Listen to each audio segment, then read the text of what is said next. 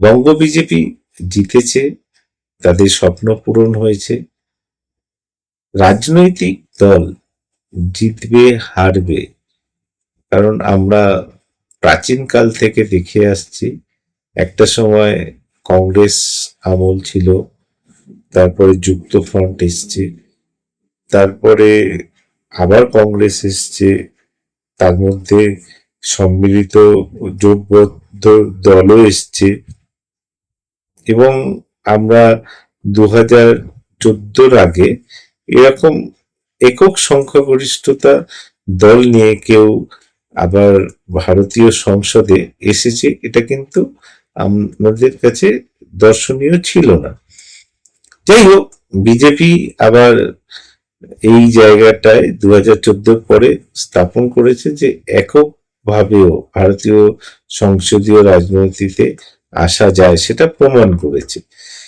তো বিজেপি অধরা মাধুরী যেরকম হয়, পশ্চিমবঙ্গকে কিন্তু তারা পাখির চোখ করে রেখেছিল।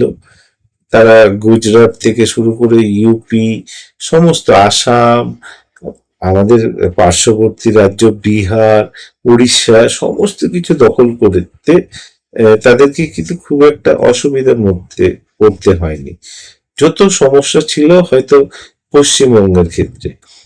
হ্যাঁ, আমি এই কথাটা কেন বলছি, কারণ হয়তো 2024 যে লোকসভা হয়েছে সেখানে তারা আরো বেশি অগ্রাসী ভাবে যদি চাইতো, তাহলে হয়তো কিছুটা হয়তো আমরা তাদের ছাপ দেখতে পারতাম, বা লক্ষণীয় ছিল না। হয়তো আমাদের মনে হয়েছে বিজেপি কিন্তু এই জায়গাটায় অনেক সংযমশীলতা বা ধৈর্যশীলতার পরীক্ষা দিয়েছে, যে তাড়াহুড়ো করে সব রাজ্য নেওয়া যায়, কিন্তু নিয়ে নিলে সেটাকে হজম করা বা তার রূপরেখা তৈরি করা, সেটা হয়তো একটু কষ্টসাধ্য হয়ে যেত। তার একটা ব্যতিক্রমী রাজ্য হয়তো সেটা পশ্চিমবঙ্গ, এবং হয়তো 2026-এ সেটাই তাদের অধরা মাধুরী, বহু প্রতীক্ষিত। আমার মনে হয় না যে এতগুলো রাজ্যে জয়ের মধ্যে যে তাদের মানে উচ্ছ্বাস বা যেটা পারেনি, সেইটা হয়তো এইবারে পশ্চিমবঙ্গের বিধানসভায় তারা যে জয়লাভ করেছে, সেই আনন্দ, অনাবিল আনন্দ বলুন, অধরা যত কিছু, সেই যে তারা এত মানে অধৈর্য ভাবে তাদের জিজ্ঞাসা ছিল বা ধৈর্যশীলতা ছিল, সেটার ফল কিন্তু 2026-এ পেয়েছে। আমরা যে বাংলা দর্পণ প্রতিবেদন পেশ করছে, যে কারণে যে দেখুন, আমরা যে বিগত দিনেও দেখেছি, যারা হয়তো দলের জন্য, যে দলকে তারা ভালোবাসে বা মতালম্বী হোক, তাদের জন্য প্রাণপাতও করেছে, তারা কিন্তু কিভাবে অন্তরালে চলে যায়।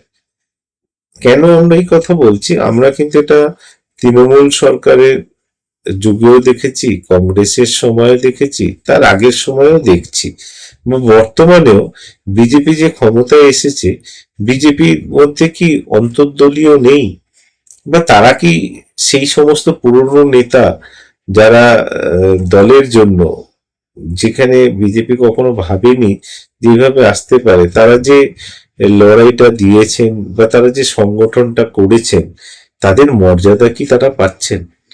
আমরা বলতে বাধ্য হচ্ছি, এখনো পর্যন্ত আমাদের কাছে কিছু নেতা নেত্রীদেরকে আমরা দেখতে পাচ্ছি যে তারা কিন্তু বর্তমান বিজেপি যারা ক্ষমতায় এসে গেছেন, তাদের যে কার্যকারিতা বা তাদের ধরুন কমিটি তৈরি করা থেকে শুরু করে তাদের মন্ত্রিসভা, সমস্ত কিছু দায় দায়িত্ব কিন্তু সাঙ্গ হয়েছে। তারা তাদের মতো করে এগিয়ে যাওয়ার চিন্তা ভাবনা করছে, কিন্তু এর মধ্যে থেকে সেই পুরনো দিনের কর্মী যারা সমাজ মাধ্যমে বলুন, মানে রাস্তা পথে ঘাটে নেমে আন্দোলন করেছে, সেই সমস্ত কিন্তু নেতাদেরকে আমরা একটু কেমন যেন দেখতে পাচ্ছি, তারা নেই, কোনো জায়গায় নেই। জানি না এটা নিয়ে বিজেপি নিজেদের অন্তর্দলীয় চিন্তা ভাবনা কি করছে, তার মধ্যে থেকে আমরা প্রধান মুখ হিসাবে যেগুলোকে দেখেছিলাম টেলিভিশনে বলুন, যেমন আমি বলতে পারি শঙ্কুদেব পণ্ডা, কেয়া ঘোষ, যিনি সায়ন্তন বসু হয়তো প্রাসঙ্গিক এখনো হয়েছে, আরো অনেক নেতা নেত্রী, তাদেরকে কিন্তু যেমন আমরা বলছি যে একটা সময় বিজেপির যে প্রধান ইস্যু ছিল মতুয়া, সেই যে মতুয়াদের প্রতিনিধি যারা উঠে এলো, তাদের মধ্যে কিন্তু ও, কোনো মন্ত্রিসভায়ও তাদের ঠাঁই হয়নি, বা সেই সমস্ত কাউকেই রাখা হয়নি কোনো কমিটিতে। যাই না, এটা নিয়ে হয়তো তারা আগামী দিনে আরো অনেক কিছু বিশ্লেষণ করবে। আমরা দেখলাম কি, যেটা অভিষেক বন্দ্যোপাধ্যায় বলেছিল যে আরামবাগকে আলাদা করে একটা জেলা করতে হবে, বা এইটা কিন্তু মানে হয়তো তৃণমূল কংগ্রেস ঠিক করে দিয়েছে বলে বিজেপি ঠিক করেছে সেটা হয়তো নয়, কিন্তু এরকম অনেক কিছুই সিদ্ধান্ত তারা নিয়েছে যেটা হয়তো তাদের এর মধ্যে ছিল না, নিতে হয়েছে। বা ধরুন, দেখুন এটা তো আমরা দেখছি যে বিজেপি যখন ক্ষমতায় এসেছে 294টা সিটে তারা কোনো মুসলিম ক্যান্ডিডেট মানে ভোটে দাঁড়ানোর কাউকেই তারা মনে করেনি, মানে হিন্দুত্ববাদী একটা দল বা হিন্দুত্বকে নিয়েই তারা ভর করে এই পশ্চিমবঙ্গ জিতেছে। স্বাভাবিকভাবে 70% ভোটকেই কিন্তু কেন্দ্র করে জিতেছে। তার জন্য হয়তো তারা কিছু অগ্রাসী মনোভাবও নিয়েছে এবং এটা নেওয়া স্বাভাবিক। যে কিন্তু রেড রোডে আমরা দেখলাম ঈদের নামে হলো না, অথচ যোগা আন্তর্জাতিক যোগ দিবস কিন্তু পালন হলো। বা সমস্ত ক্ষেত্রে দেখা যাচ্ছে যে নামাজ পড়া বাতিল থেকে শুরু করে মুসলিম সম্প্রদায়ের যে কুরবানি করা সেটাও কিন্তু সীমিত করে দিয়েছে। তো বিজেপি কিন্তু হিন্দুত্বর তাস নিয়েই এসেছে এবং হিন্দুত্বকেই হয়তো বজায় রেখে চলবে, এটাই হয়তো তাদের প্রধান অগ্রাধিকারের মধ্যে রয়েছে। তো এটা ভবিষ্যৎ বলবে, কারণ এটাকে নিয়ে যাদেরকে সমালোচনা করতে হবে তারা হচ্ছে বিরোধী দল। সেটা তৃণমূল কংগ্রেস হতে পারে, ঋতব্রত বন্দ্যোপাধ্যায় যে এখন বিরোধী দল নেতা হয়েছে তিনিও হতে পারেন, কংগ্রেস হতে পারে, সিপিএম হতে পারে।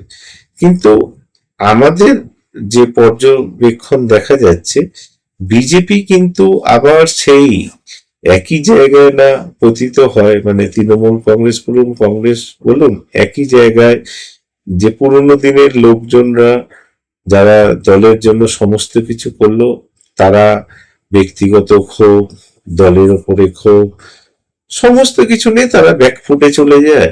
ক্ষমতাসীন যারা হয় তাদের নেতা নেত্রীরাই যেটা বলবে তাদেরকে মেনে নিতে হবে, বা তারা যদি অন্যায় কাজ করে বা তাদের হয়তো অগ্রাধিকার না দিয়ে যাদেরকে নতুন করে তুলে নেওয়া হয়েছে তাদের হয়তো কোনো যৌক্তিকতাও নেই, তাদেরকে নিয়ে আসে। তো এরকম একটা মনোমালিন্য থেকেই কিন্তু একটা দল উঠেও আসে, আবার সেই দল কিন্তু সময়ের নিরিখে বা সময়ের এতে পতিত হয়ে যায়।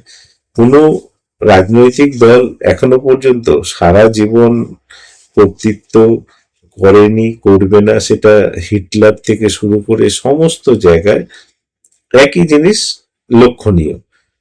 তো আমরাও দেখব যে যারা বিজেপিতে নব্য আসছে, যাদের হয়তো এখন মনে হচ্ছে যে বুড়ো ঘোড়া, যা তাদের আর কোনো কাজ নেই, যেমন বয়স্ক লোক হয়ে গেলে পরিবারে তাদের প্রাধান্য পাওয়া যায় না। কিন্তু একটা জিনিস মনে রাখতে হবে, ইতিহাসকে পরিহাস করলে তার কিন্তু ফল সব সময় পেয়েছে। কারণ আমরা একটা জিনিস জানি, ইহ জন্মের ফল কিন্তু ইহ জন্মেই ভোগ করে যেতে হয়। সুতরাং আগামী দিনে যারা উপেক্ষিত, যাদের এখন মনে হচ্ছে অযোগ্য, সেই সমস্ত লোককে বা নেতা নেত্রীদের কেউ যাতে তারা ভুলে না যায়, তাদেরকে যোগ্য সম্মান দিয়ে যদি ফিরিয়ে নিয়ে আসা যায়, সেটা তাদের দল পর্যবেক্ষণ করবে, কিন্তু এটা কিন্তু একটা তাদের পতনের দিক ইঙ্গিত করে। না করলেই ভালো। আমরা সংবাদের যারা প্রতিবেদন